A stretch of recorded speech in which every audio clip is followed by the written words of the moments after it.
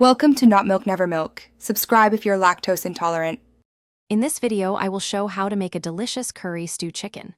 First, let's gather our ingredients. You will need 2 pounds of chicken, cut into pieces, marinated with curry powder and spices for at least 30 minutes.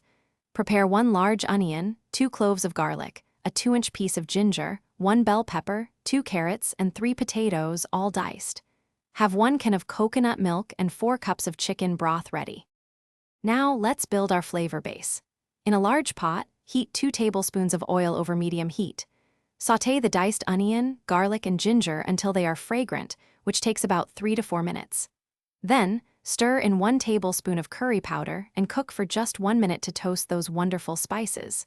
Next, add your marinated chicken pieces and brown them for about 5 minutes on each side, creating a beautiful golden crust.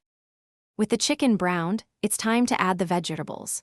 Toss in your diced bell pepper, carrots, and potatoes. Then, pour in 4 cups of chicken broth and 1 can of creamy coconut milk. Bring this delicious mixture to a boil, then reduce the heat to a gentle simmer. Cover the pot and let it cook for 30 to 40 minutes, or until your vegetables are perfectly tender and the chicken is cooked through. Almost ready to enjoy?